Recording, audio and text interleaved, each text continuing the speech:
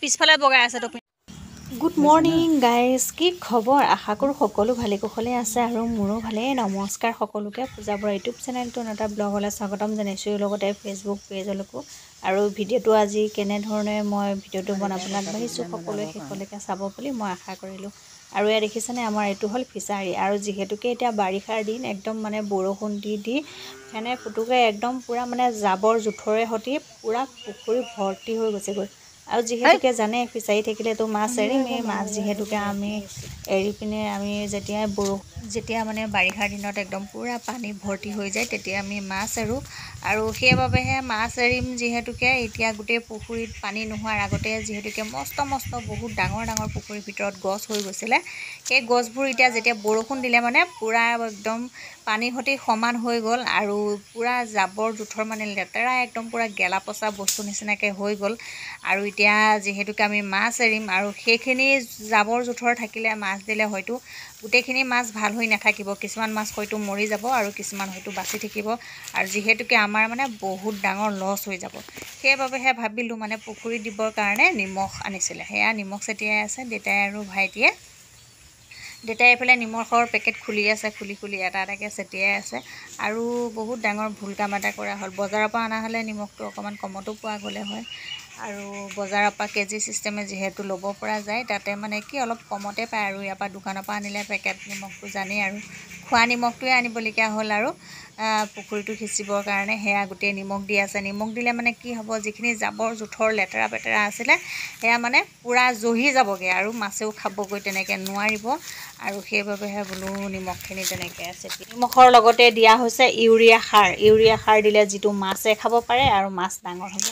আৰু ভাত পানী খাই বৈ উঠিলোঁ, আজৰি হ'লোঁ। এইফালে আবেলি সময় হৈ খাবলৈ লৈছোঁ কি জানেনে, লেটেকু আনিছিলে মায়ে বজাৰৰ পৰা। আৰু এয়া লেটেকু লৈ আছোঁ হাততে, লেটেকু খাম বুলি। আৰু এইফালে এয়া কেঁচাই খোৱা কঁঠাল আনিছিলোঁ। কেঁচাই খোৱা কঁঠালৰ গছ যিহেতুকে আমাৰ ঘৰত নাই, আমাৰ ঘৰত পকাই খোৱা কঁঠাল আছিলে, সেইটো কাৰণে খুৰীহঁতৰ ঘৰৰ পৰা কেঁচা খোৱা কঁঠাল এটা আনিলোঁ।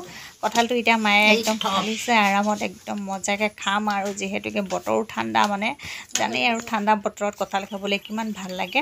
আৰু এইফালে কঁঠাল চঠাল খাই বৈ আজৰি হ'লোঁ, উঠিলোঁ, ঘৰৰ কাম বন ধুনীয়াকৈ ক্লিয়াৰ কৰিলোঁ।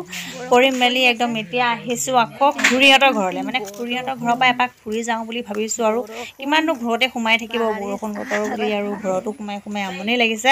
এফালে আমাৰ ছোৱালী আৰু মই আহিলোঁ। আৰু দেখিছেনে নাই, একদম পথাৰ পূৰা মানে পানীয়ে ভৰ্তি হৈ আছে।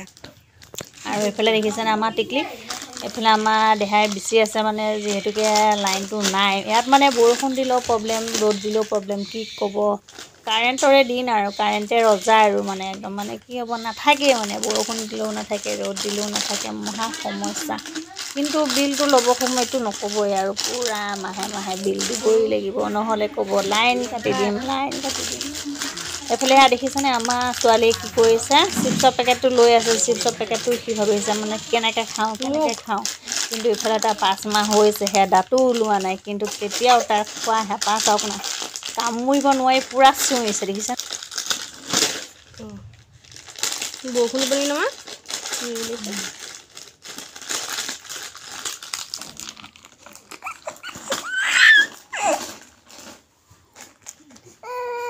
এইফালে আমি খুৰীহঁতৰ ঘৰৰ পৰা আহিলোঁ। আৰু এতিয়া সন্ধিয়াই হ'লে 4:30 5টা বাজিবলৈ হ'ল। এইফালে চাওক দীঘলখিনিয়ে আহিলে।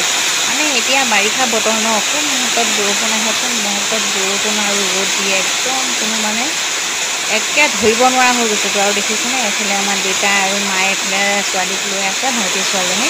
সি একদম পূৰা বহুত ভাল পায়, মানে বৰষুণ দিলেই হ'ল আৰু বৰষুণ দিলে সি খালি দৰ্জা মুখত লৈ বহি থাকিব লাগে। আৰু ইফালে মাক নাই, মাক গৈছে গোটৰ মিটিঙলৈ। এইফালে মোৰ চিন্তা লাগিছে, আমাৰ ছোৱালীকো লৈ গৈছেগৈ। আৰু এইফালে এতিয়া এই দুইজনী আহিছে, দেখিছেনে, এয়া বৰষুণত তিতি বুৰি পিনে আহিছে। ইহঁতে মানে ছাতি এটাও নিনিলে, ভাবিছে ৰ'দ দি আছে, অলপ পিছত বৰষুণ দিব বুলি, কোনে জানে। গতিকে আজি ভিডিঅ'টো চাই কেনেকুৱা বোলে জনাব। কাইলৈ পুনৰ এটা ভিডিঅ'টি লগ পাই আছোঁ। Bye bye.